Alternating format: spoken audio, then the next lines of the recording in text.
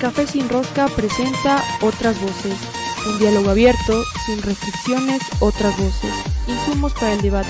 Bienvenidos. Bien, amigos, continuamos en el Café Sin Rosca de los días lunes y como siempre los días lunes estamos dándole un poquito más de espacio para el análisis de coyuntura y bueno, de otros temas también que son de interés general.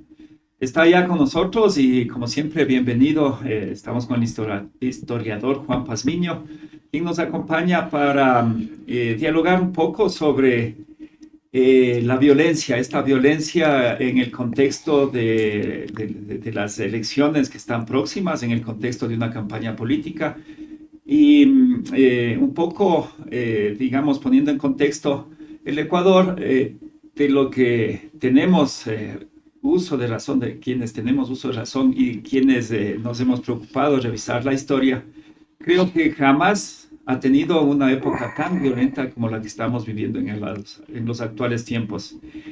Sinceramente, yo nunca esperé tener este ambiente que se lo veía en noticias solamente en México, en Colombia tal vez, pero ahora también en el Ecuador, inclusive con el asesinato de figuras públicas. Bienvenido, Juanito, qué gusto tenerte nuevamente en Hoja de Ruta. Muchas gracias, Guillermo, por la invitación a Hoja de Ruta y a todas las personas que nos ven y nos escuchan. Partamos de algo que conversábamos, como se suele decir, off record. Ecuador es una isla de paz, fue siempre una isla de paz. Bueno, pensemos en algunos asuntos históricos. El primer asesinato en la vida republicana del Ecuador, la primera muerte política, es la del mariscal Antonio José de Sucre, 1830, justamente cuando venía de Colombia a lo que hoy es Ecuador, y que probablemente Sucre habría sido el primer presidente del país, de tal manera que al recaer la presidencia en Juan José Flores, siempre se levantaron sospechas de su intervención en ese asesinato, porque él era el beneficiario de la muerte de Sucre. Podemos ver a lo largo del siglo XIX otra serie de episodios. De hecho, hace unos años atrás se publicó un libro que se llama Crímenes Políticos en el Ecuador. En el tomo 1 se hace un recuento de estos asesinatos políticos, de estos crímenes políticos. En el tomo 2 también hay otros más relativos al siglo XX, es decir, el primero dedicado al XIX, el segundo dedicado al siglo XX, pero en el XIX habría que resaltar el asesinato de Gabriel García Moreno, 1875. Por las pasiones que provocaba el bipartidismo, es decir, la lucha entre liberales y conservadores, un grupo de liberales creyó librarse de la tiranía de Gabriel García Moreno asesinándolo y por eso se comprometió en ese asesinato.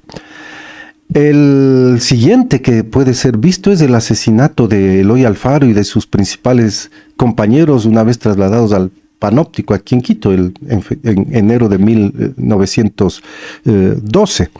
Y ese también es un asunto de fanatismo, ya no tanto conservador liberal nomás, sino de fanatismo en contra de los liberales. Los liberales alfaristas eran algo así como la peste en esos momentos. Es increíble. El demonio. Para los liberales, incluso del orden, como se llamaba un sector, o como para los liberales moderados, como han sido calificados por otros, yo les diría a los liberales identificados con la oligarquía, porque eso eran en esencia. Bueno, tampoco perdonaban a Alfaro. Ser alfarista era parecido a lo que hoy ocurre con el correísmo. Ser correísta... ¿Puede haber algún parangón con el correísmo? Sí, es increíble, ¿no? Cómo es la historia. Ser alfarista en la época era algo así parecido a lo del correísmo, con otros alcances, con otro significado, pero en todo caso la muerte de Eloy Alfaro es otra de las muertes brutales. Pío Jaramillo Alvarado, que fue el que dio la acusación fiscal, culpó no solo al gobierno, sino también a todos los partidos, y él dice en su alegato fiscal que están incluso comprometidos liberales y oficiales del ejército. Entonces, es muy interesante esa apreciación. algo que no se logró en la época de Gabriel García Moreno, en que se le culpó a Faustino Rayo y nada más, Y ahí quedó. cuando había otros elementos para saber evidentes elementos. Había intereses para bueno, sí estuvieron, claro, antes de olvidarlo, sí estuvieron implicados los varios liberales, como Abelardo Moncayo, por ejemplo, que escribirá después por qué un grupo, 5 o 6 liberales se comprometieron y son los que asesinan. Pero ahí tal vez Moreno, también claro, sí. se comprometió, digamos, Juan Montalvo. Bueno, por los escritos, ¿no? Claro, por los escritos que inspiraban la lucha liberal contra el conservadorismo, tenido como una corriente que no solo representaba el pasado, sino que había destruido, como dice Abelardo Moncayo, la vía de la democracia en el Ecuador, al haber sujetado el país al Papa, y entonces haber convertido al Ecuador en una verdadera iglesia, incluso por la introducción de la religión católica como obligatoria y el requisito de ser católico según la Constitución de 1869 mismo para ser ciudadano. Entonces, claro, esos eran los debates de la época, las pasiones que levantaban. Se suele olvidar las masacres que ha habido en la historia ecuatoriana, masacres contra los indígenas, toda la colonia y todo el siglo XIX y buena parte del XX. Por ejemplo, en 1922, siempre conmemoramos la fecha del 15 de noviembre de 1922, la matanza de trabajadores. Las cruces sobre el agua. Pero se olvidan a veces la matanza que hubo al año siguiente en la hacienda Leito, de los campesinos e indígenas de esa hacienda, que fue tan escandalosa como la matanza del 15 de noviembre de 1922. Bueno, este es un asesinato político, va más lejos, este es un asesinato, es un crimen social, represivo contra estos dos movimientos tan importantes que tiene el Ecuador, el movimiento obrero, el movimiento de los indígenas.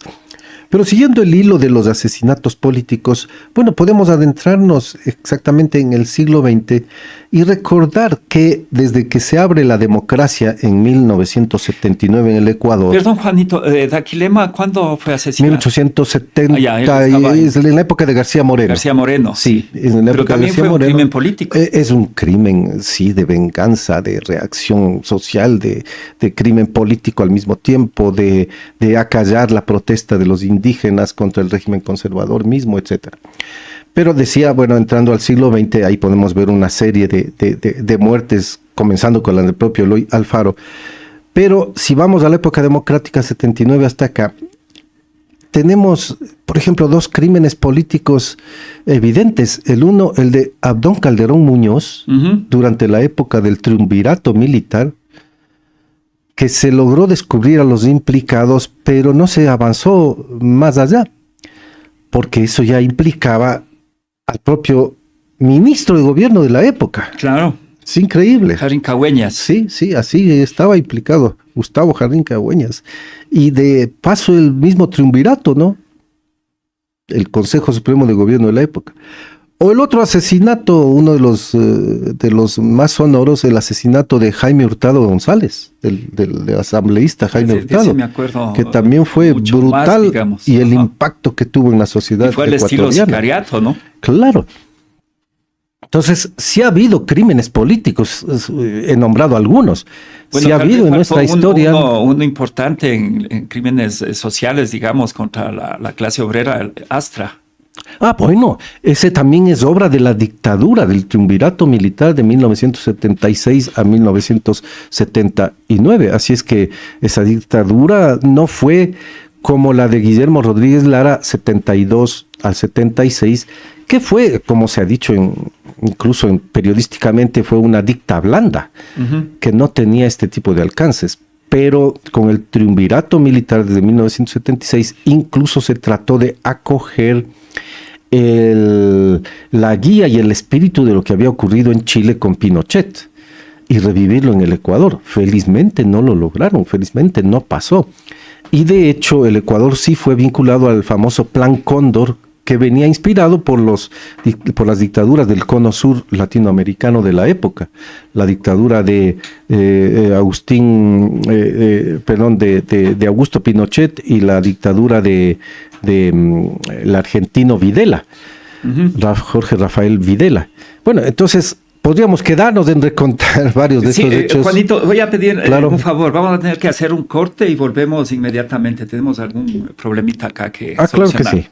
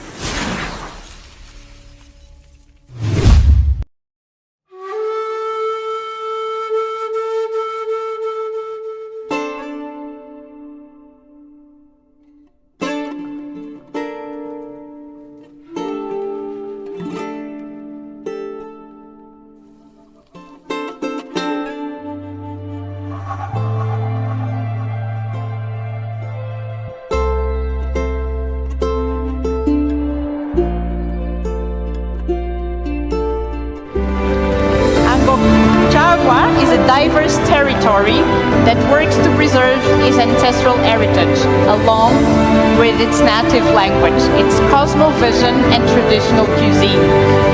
Aguacacha is also part of the first and only UNESCO geopark of its kind in Ecuador. This came as a result of the efforts of conservation and holistic management of the territory. Congratulations to Aguacacha.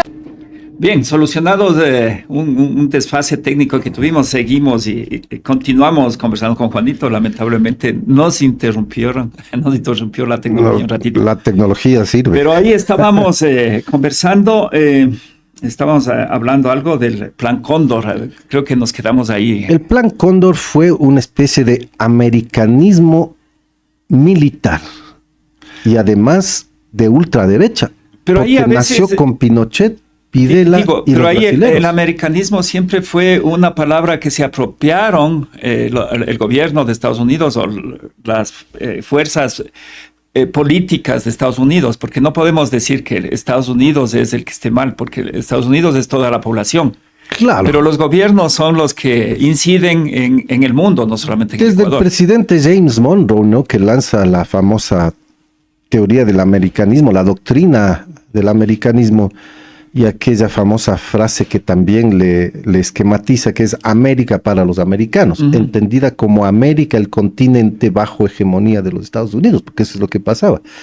Y claro, con esa visión más del anticomunismo que se despierta después de la Segunda Guerra Mundial a propósito del avance del socialismo en el mundo, y particularmente en América Latina después de la Revolución Cubana de 1959, entonces el americanismo penetra en nuestras Fuerzas Armadas de toda América Latina y les convierte en un instrumento de la lucha anticomunista para comenzar, y de una represión indiscriminada, porque lo que hicieron en el Cono Sur, desde Brasil, Uruguay, Bolivia, Argentina, Chile, Paraguay, y eso que Paraguay, bueno, venía con un régimen oligárquico ya desde el pasado, del general Stroessner. Bueno, todo esto forma parte de una época en la cual la vida humana fue despreciada frente a quienes eran considerados comunistas, marxistas o de izquierda. Es que es increíble. Y que eso haya penetrado en las Fuerzas Armadas de América Latina Y se haya quedado. Y se haya quedado porque hasta hoy muchos de esos rasgos están vigentes y ojalá se pueda superar eso con una nueva doctrina de seguridad nacional basada en la paz interna y no en la persecución a gente que nadie les dio, además a los militares, la atribución de que ellos son los que tienen que perseguir a los comunistas, ¿no? En esa época mismo, en los años 60, 70. Dentro de esa doctrina se habla del enemigo interno. Eso es terrible, ¿no? Entonces el enemigo interno resulta que siempre son las izquierdas. El marxismo y el comunismo, más los movimientos sociales, campesinos, indígenas, trabajadores. Todo lo que se oponga al poder establecido. Entonces, claro, esa doctrina ha servido para garantizar el poder de las élites dominantes en nuestros países y ha permitido represiones escandalosas y genocidios como los que se cometieron en el Cono Sur, ahora ya muy claros en la humanidad. Ya no solo en América Latina, en la humanidad. Bueno, pues entonces, volviendo al Ecuador, nosotros sí hemos tenido algunos episodios de crimen político, naturalmente de represiones, pero comparativamente la violencia que proviene del crimen, del latrocinio, de la delincuencia común, eso ha estado presente en todas las historias de América Latina. Y en el mundo, porque no se ha podido superar las circunstancias en las cuales se organiza y se desarrolla pues el crimen vulgar, el delito común, el del robo, incluso del asesinato, ya cuando las condiciones son extremas. Otra cosa es el crimen organizado y la violencia que proviene ya de fenómenos sociales de otro tipo, ¿no? Sí, pero ahí precisamente yo recordaba y conversábamos igual de extra micrófonos de que si bien la historia del Ecuador ha estado matizada por crímenes de carácter político, estos hechos eran de alguna manera aislados. Claro. Y en su momento, y de lo que yo recuerdo, o sea, de la nueva época democrática que se puede llamar, cuando ha habido uno que otro, que han sido realmente poquísimos, siempre ha habido una reacción social muy dura, contundente, ha sido todo un escándalo. Sí. Siempre el llamado a conservar la paz, siempre, inclusive la preocupación del gobierno de turno de buscar qué hacer con el tema. Exactamente. Pero ahora estamos viviendo una época que yo no recuerdo haber vivido, y de lo que se ha analizado en la historia, creo que nunca antes vivió el Ecuador una época tan violenta en lo político como la que estamos viviendo actualmente. Veamos también las experiencias a este respecto de América Latina. Quizás México y Colombia son los países que más trayectoria tienen en cuanto a estas violencias, tanto políticas como, especialmente en Colombia, la violencia ya criminal organizada. Porque en México las luchas también entre liberales y conservadores fueron sangrientas. La Revolución Mexicana de 1910 es una expresión de esa guerra civil a propósito de la reacción, en este caso ya no liberal y conservadora, sino de la reacción social contra el régimen oligárquico en México. Esa revolución es impresionante y recordamos a caudillos como Pancho Villa, por ejemplo, campesino y todo eso, que incluso tenía antecedentes delincuenciales, como se ha destacado en otros momentos, pero que realmente lidera una revolución campesina, o Emiliano Zapata, que también representa un liderazgo para el sector campesino e indígena, particularmente del sur de México, toda la región actual del Chiapas, y mientras Pancho Villa estaba actuando en el norte. Pero veamos a Colombia. Entonces, en Colombia, ¿qué ocurre? En Colombia las luchas entre liberales y conservadores se prolongan todo el siglo XX. Así es. Todo el siglo XX, a diferencia de los otros países. 1862 me parece que fue una guerra civil, y de ahí para acá... Hay varias, han sido de una mortandad ahí me acuerdo increíble. De la guerra de los 1000 días. Sí, así García Márquez se inspira para los 100 años de soledad. Así es. Y entonces, bueno, estas han sido guerras internas sangrientas en el debate político. ¿Qué ocurre desde 1960? En toda América Latina la influencia de la Revolución Cubana es importantísima, y se forman guerrillas inspiradas en lo que podía ser, en lo que era la idea de reproducir el proceso cubano, pero fracasaron las guerrillas en general, excepto en Colombia, donde las guerrillas siguieron adelante, se fortalecieron, crecieron. Y es pero que tenían un tal antecedente. vez no alcanzaron su objetivo, porque siempre estuvieron... Pero veamos el antecedente. Tenían un antecedente en las guerrillas liberales después del asesinato de Jorge Eliezer Gaitán en 1948. Se fortalecieron esas guerrillas. Y para combatir esas guerrillas, también, sobre todo los grandes terratenientes, formaron los grupos paramilitares. Y desde los años 60 el enfrentamiento fue brutal contra las guerrillas y el crecimiento de los grupos paramilitares. Enseguida se unió el fomento de la producción y de las plantaciones de narcóticos, particularmente la coca y más tarde otro tipo de hierbas, pues, o la elaboración de sustancias químicas para procesar nuevas drogas. En el Ecuador, por ejemplo, pongámosle en contraste con Colombia, en los años 60, ¿quiénes consumían marihuana? La delincuencia, particularmente de Guayaquil. Hasta que mediados de los 60, comienzos de los 70, la marihuana se comenzó a extender a grupos de clases medias y de altas burguesías. Cuando fumaba marihuana la oligarquía de Guayaquil, no se asombraba casi nadie. Pero ahí también incubó este fenómeno ya de la delincuencia ligada al narcotráfico. Y en Colombia, claro que creció y se fortaleció a tal punto que las mafias de narcotráfico llegaron a controlar territorios de producción junto a los territorios controlados por la guerrilla, y las guerrillas utilizaron el narcotráfico como parte de su financiamiento, y los paramilitares que también se involucraron en este tema a propósito de combatir a unos y a otros, pero ellos también se involucraron. Bueno, pues esto fue tremendo y era muy conocido que tanto México, pero particularmente Colombia eran algo así como cuna del narcotráfico para el mundo y particularmente para los Estados Unidos, que son los grandes consumidores y donde realmente no se ha hecho una política de combatir ese consumo, ¿no? Hay cosas elementales, pero no en conjunto a una resolución de tamaño estatal político para que este país no sea el gran consumidor de drogas. Eso no ha existido. Bueno, Petro inclusive ya lo dijo, ¿no? Que la lucha contra el narcotráfico, tal como está planteada, es un fracaso. Y yo creo que... Así lo ha dicho el presidente Las cifras Petro, demuestran que es un fracaso. Y sinceramente deberíamos... tener una nueva visión, digamos, y los gobiernos deberían involucrarse en una lucha real contra el narcotráfico, pero con otras políticas, con otras estrategias. Y a propósito de Petro, ¿cuál es la explicación que da? Porque recientemente he escuchado las declaraciones últimas de Petro sobre lo que ocurre en el Ecuador y me parece muy interesante, y lo cual es cierto. Dice él que la zona de producción de coca y la de elaboración de drogas estaba en la frontera ecuatoriano-colombiana, particularmente en la zona del Putumayo. Claro.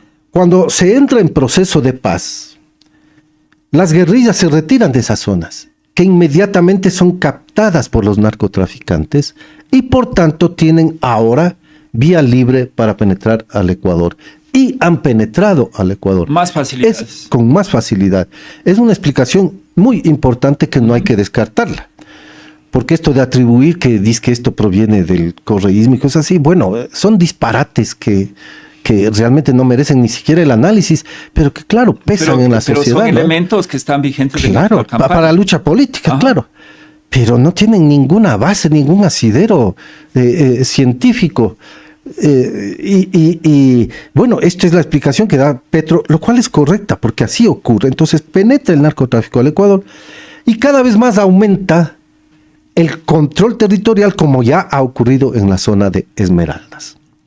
Y hoy se ha vuelto el problema de la violencia del narcotráfico, el crimen organizado, se ha vuelto un problema para el Ecuador que nunca tuvo en su historia.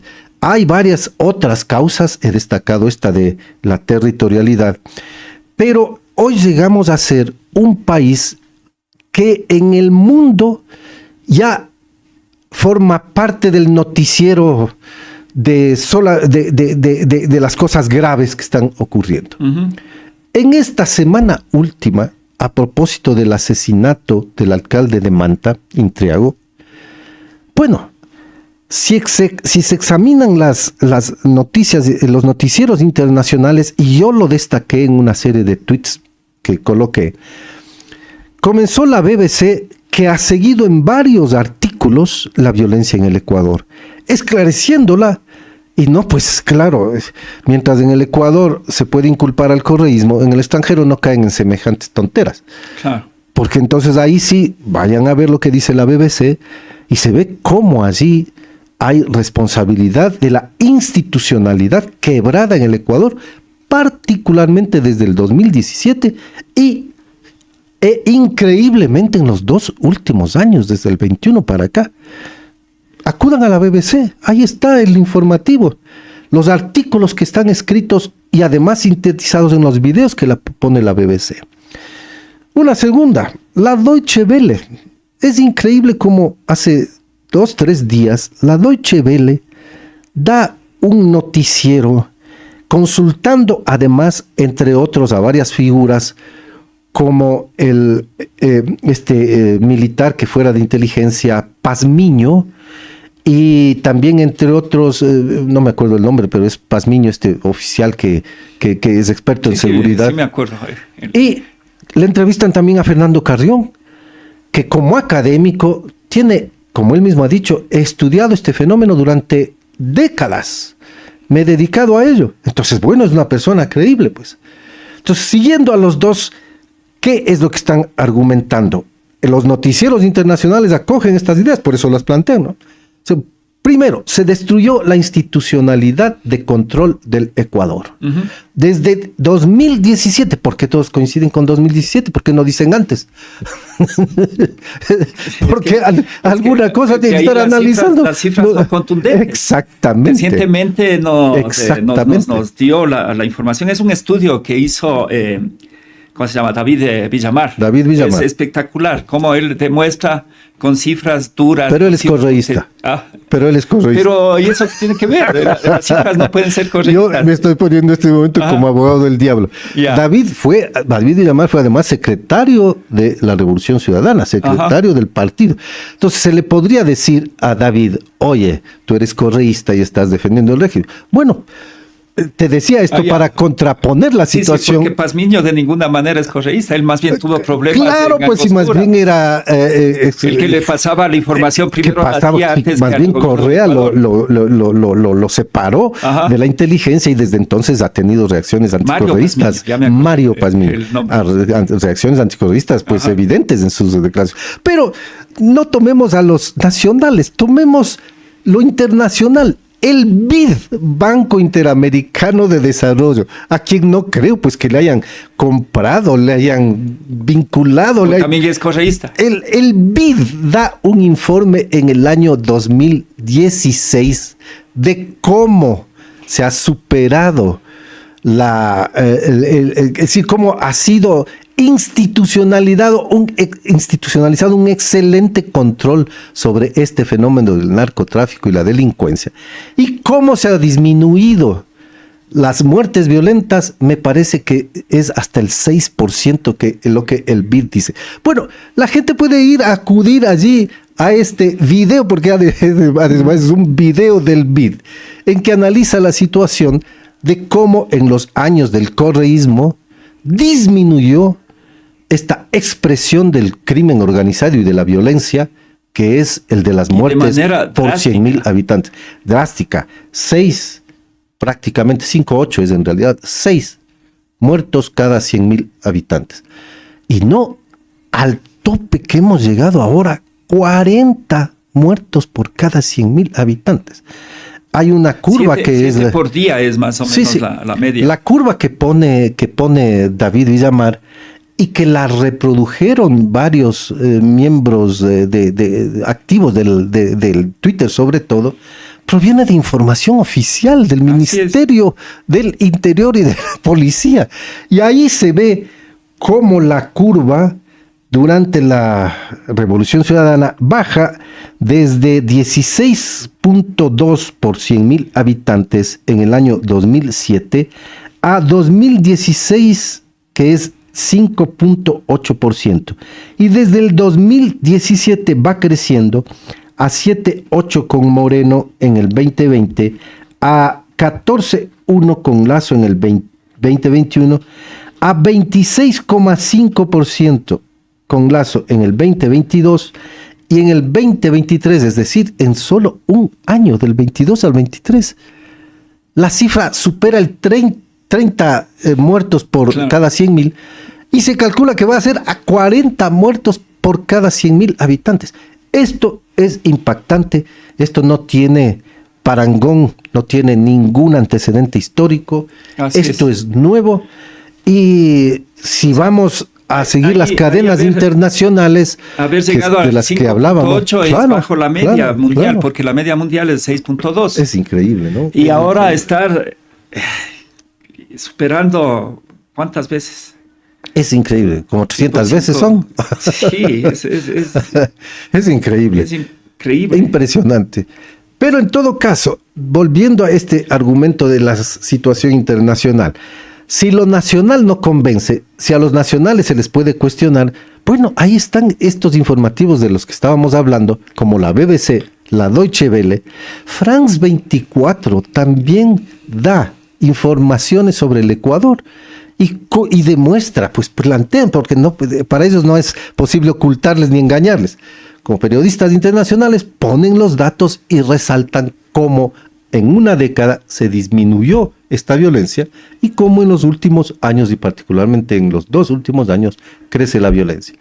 Y la CNN, que no tiene nada que ningún rasgo de vinculación con los políticos ecuatorianos, peor con los progresistas o de los de izquierda, la CNN también. Así es que yo a los oyentes, a las personas que nos están escuchando, les diría, vean Deutsche Welle, BBC de Londres, vean la France 24, CNN, si quieren ver por este lado occidental, vean Russia Today, porque todavía en el Ecuador se puede ver. En Europa no puedes acceder a RT.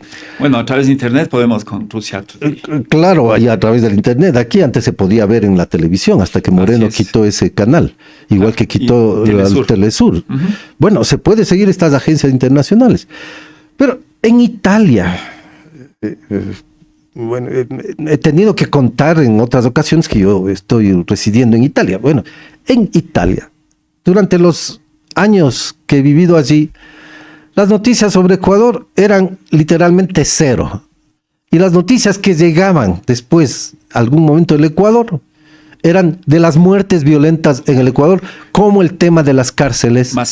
Las masacres carcelarias que escandalizaron en Italia. Y también en Italia los informativos resaltaban la noticia de que el gobierno de Lasso se considera que se ha destruido la institucionalidad. Todo ese era el contexto dentro del cual armaban y decían, bueno, pues no hay control de las cárceles. Volviendo a esto que hablábamos de Mario Pazmiño y de Fernando Carrión, en las entrevistas que les toma la Deutsche Welle, y si es que seguimos oyendo a Fernando Carrión, por ejemplo, en las entrevistas tan importantes que ha hecho, incluso creo que aquí en este medio también, sí, lo aquí. Que ha venido acá, bueno, se concluye, uno, que se destruyó la institucionalidad del Estado para controlar este fenómeno. 2, como resalta Fernando Carrión insistentemente, no hay control del Estado sobre las cárceles. No hay control. Entonces, ¿qué está pasando allí? ¿Qué es de la policía? ¿Qué es de los militares que se supone que son los llamados a controlar estas situaciones? Bueno, pues no han podido ni entrar, parece, no tengo esa información, habría que hacer una investigación o las preguntas correctas en los medios que sean determinados. ¿Por qué no lograron ingresar a todos los pabellones de las cárceles en Guayaquil o en Quito? ¿Por qué no es posible entrar allí? ¿Qué está pasando? Si es que es cierto lo que circula. Bien, pues, entonces tenemos estos elementos. Falta de institucionalidad, falta de control en las cárceles. Y, desde luego, lo que dice Fernando ante todo, la penetración del narcotráfico en esferas oficiales, en Fuerzas Armadas y Policías, en el sector privado, y da cuenta Fernando, que ha hecho este tipo de análisis, dice, bueno, el lavado de dólares del narcotráfico parece evidenciarse en el florecimiento de las construcciones. Parece que allí está haciéndose el lavado. Y en el crecimiento de los bancos. Claro, ahí es evidente. Donde parece que es evidente también así. Y sin duda alguna, la falta de una política coherente de Estado y del gobierno, tanto de Lenín Moreno como especialmente del de Guillermo Lasso, para enfrentar esta situación. No nos decían un año atrás que ya había todo un programa y una estrategia. En la televisión se hizo hasta el show de un librito que se presentaba como esto era y que no se podía decir al público porque es secreto. Bueno, ¿qué se hizo desde entonces hasta hoy? El libro blanco de la seguridad, que le llaman a ese. Sí, todo esto Porque que me parece digno de replay, pero al mismo tiempo qué grave para el país que no tenga las respuestas adecuadas a un fenómeno que ciertamente deriva de múltiples factores. Hablamos de lo de Petro y su explicación. Podríamos entrar también a hablar de cómo el narcotráfico se convierte en un elemento de la economía informalizada, porque la economía legal, la economía que ponemos en el Producto Interno Bruto va por un lado, pero el crecimiento y el desarrollo del narcotráfico y sus actividades conexas va paralelamente al crecimiento del Producto Interno Bruto. Es increíble. Entonces, ya es una actividad económica gigantesca, no solo en el Ecuador, en el mundo entero. En el mundo entero. Y con posibilidades de defensa y de mantención, porque tienen realmente ejércitos privados a su servicio. Y controlan puertos, no controlan... solamente privados. Bueno, eso... Sí. Y controlan puertos, controlan navíos, controlan aeronaves, pueden trasladar la droga de 1001 maneras, incluso utilizando a la pobre gente, ¿no? Cuando uno ve esta serie que dan en televisión, Alerta Aeropuerto, se ve que ahí se ha utilizado a gente para que sirva de instrumento. Las famosas mulas. De mulas, ¿no? Exactamente. Bueno, pues la gente cae también por esa necesidad. No se superan las malas condiciones de vida y trabajo, y eso es un caldo de cultivo para este fenómeno. Pero bueno, pero es alarmante lo que está ocurriendo en el Ecuador. Y si a eso sumamos las declaraciones que hacen ciertas autoridades sobre la explicación que dan para algo así como para encubrir la inoperancia, son más escandalosas que la rueda de prensa que han dado los líderes de las bandas en la prisión. En realidad estamos viviendo tiempos... que vivimos al revés, diría yo, ¿no?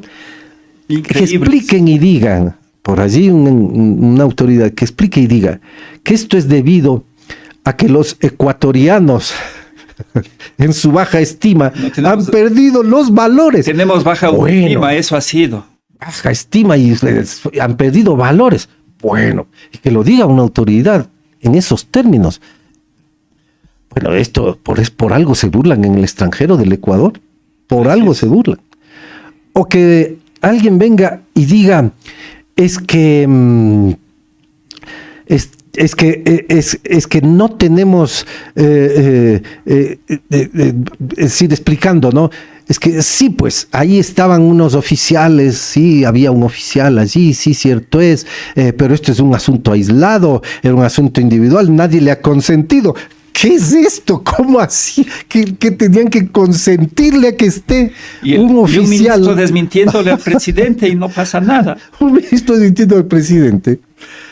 Y un exministro, Serrano, que es el que puso la mecha de que se descubra que atrás estaba un oficial en las declaraciones que hacen los líderes de estas bandas. O sea, esto es un país realmente de locos, es un país de replay. Por eso insisto en esta idea, estos se burlan en el exterior. Pensemos ecuatorianos para entender mejor el asunto. ¿Qué tal la policía de Nueva York declarando y diciendo no podemos entrar a la cárcel de Nueva York? ¿O qué tal los delincuentes de las cárceles de Nueva York, nada más de la ciudad, no del país, que empiecen a hacer declaraciones públicas y videotransmitidas a todo el país. ¿Qué dirían los ecuatorianos de eso? Rueda de prensa. ¿Qué dirían los ecuatorianos si es que esto acontece en los Estados Unidos? O en cualquier país, Canadá, cualquier país europeo. ¿Qué pasaría? ¿Qué dirían? Bueno, pues entonces, ¿a qué nivel hemos llegado en el Ecuador? Es un nivel de país realmente del tercer mundo. Sí, y ni siquiera el tercer mundo, porque el tercer mundo incluso tenía principios de valorización. Es un país subdesarrollado al cual la falta de institucionalidad lo ha regresado a un pasado anterior a la década de los 70 y con un dominio oligárquico férreo que cree que el poder le pertenece para siempre, y por ello es que la lucha política también se ha vuelto muy difícil ante un férreo dominio de un bloque de poder oligárquico que es el que se entronizó en el Estado ecuatoriano desde hace unos años. Ahí está absolutamente analizada y empezamos desde una contextualización histórica de la violencia política en el Ecuador hasta llegar a estos días. Yo digo, ya resumiendo, las causas de esta violencia política, un descontrol del Estado ante el crecimiento de la producción de droga en Colombia. Pero hay ahora que analizar, y esa es la tarea pendiente, que vamos a quedarnos hasta ahí nomás. Si este descontrol del Estado, el que el Estado no invierta en la seguridad de los ecuatorianos, en que el Estado deje al abandono a un pueblo como el de Esmeraldas, ¿es la causa o es el efecto para que la penetración del narcotráfico esté en todos los niveles y en todos los estamentos del quehacer nacional? Causa y efecto, las dos cosas. Permíteme un asunto último, sí, complementando lo que estás. Me parece que es Omar Maluk quien pone en un Twitter que a raíz de la muerte del alcalde de Guayaquil, él hace una encuesta. No de Guayaquil, perdón. De Manta. Hace una encuesta en Manta, en Manabí, en la que se ve que Topic empieza a crecer después de la muerte. Eso, desde mi punto de vista, sociohistóricamente hablando, está implicando que la violencia mezclada en la vida política lo que provoca es que surja en la sociedad la idea de que la mano dura, la fuerza, el disparo, eso es lo que va a enfrentar al narcotráfico. La idea de que esto lo resolvemos a bala. Lo resolvemos a bala. Es una idea que ya Colombia lo demostró que es falsa y México también lo demostró que es falsa. Pero entonces ahí se ve otro que para un futuro análisis igual. Si es que entonces se ha dejado pasar la violencia o la violencia creció por sí misma o qué está pasando. Sí, porque el vínculo con la política parece que es evidente. Entonces, esta violencia, ¿a quién está favoreciendo? Así es. ¿A quién está favoreciendo? Sí, ahí queda, como digo, pendiente, igual a la audiencia también para seguir en estos análisis. Vamos a tener que comprometernos o comprometer el espacio de las lunes a ver si seguimos con estos análisis para dilucidar algunos temas, especialmente en este ambiente político, para que la ciudadanía tenga una orientación más cabal, pueda tener sus propios criterios y no se deje llevar por lo primero que le dicen las redes sociales o los medios de comunicación interesados en posicionar ciertas mentiras, digamos, o dorar la píldora, como llamamos comúnmente en el argot popular. Exactamente. Porque hay temas y temas, y la próxima vez podríamos hacer inclusive una especie de análisis crítico, una lectura de medios, de titulares, porque a veces el titular nos dice una cosa y el desarrollo de la noticia nos dice otra. Así es. Juanito, qué gusto, como siempre, tenerte por acá y muchas gracias por asistir a Hoja de Ruta. Muchísimas gracias y un abrazo a todas las personas que nos han visto, nos han seguido, a Hoja de Ruta y a ti, Guillermo. Bueno, y hacemos un cortecito y continuamos con más, que todavía tenemos las noticias. Ponte al día, viene ya con Anita y con Eric.